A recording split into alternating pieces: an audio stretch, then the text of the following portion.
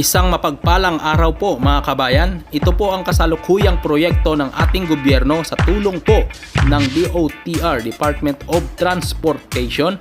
Despite this risk of COVID-19, the DOTr remains optimistic and committed to public service. DOTr is laying the foundation for enhanced mobility and connectivity. This is the key to our country's progress. Aviation sector.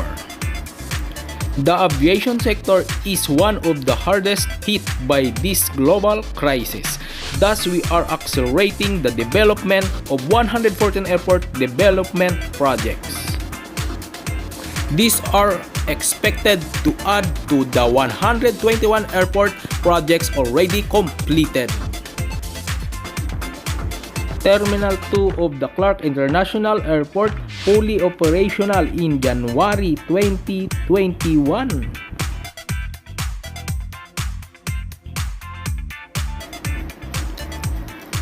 Bicol International Airport for completion in December 2020. Sangli Airport located in Cavite inaugurated in February 2020. Bulacan International Airport groundbreaking in 2020, one of the biggest airport in the world, seen operational in 3 to 4 years. NAIA Terminal 2 Rehabilitation Project for completion in 2020. Railway sector.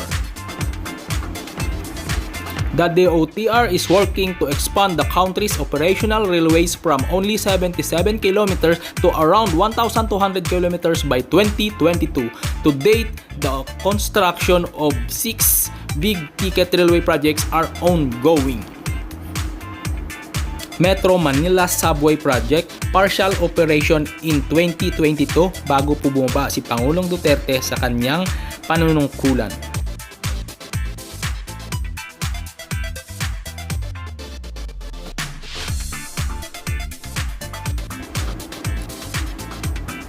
PNR Clark Phase 1 Manila to Malolos, Bulacan, fully operational by the last quarter of 2021. MRT 7 Quezon City to San Jose del Monte, Bulacan, partial operation in 2022. LRT1 Cavite Extension, Baclaran to Niog, Cavite, partial operation in 2021.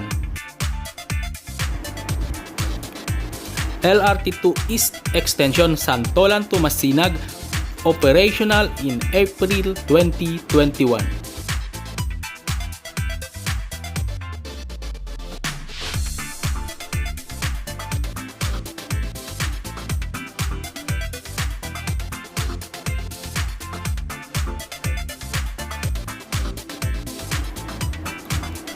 Seven railway projects for construction.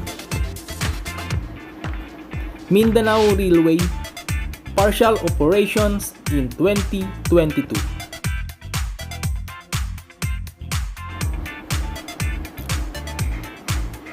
PNR Clark Phase 2 Malolos, Bulacan to Clark, Pampanga, partial operations in 2023.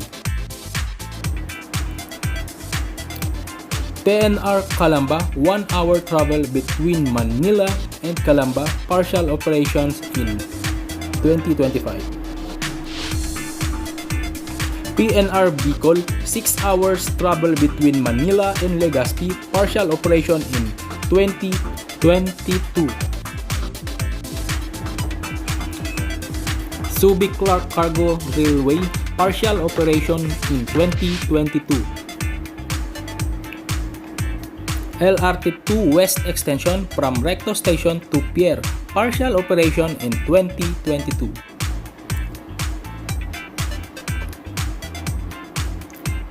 MRT Line 4 Taytay Rizal to Ortigas Avenue and EDSA. Start of project implementation is eyed in 2021. Road transport sector.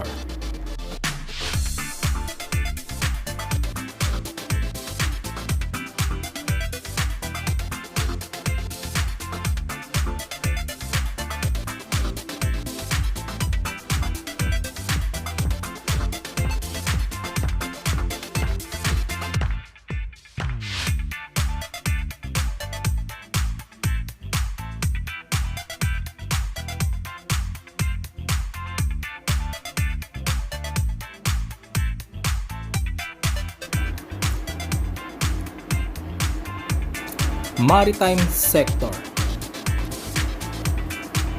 To boost maritime connectivity and mobility, the DOTr and the Philippine Ports Authority (PPA) has completed a total of 369 ports with 108 ports in various stages of construction. 76 ports projects are for implementation.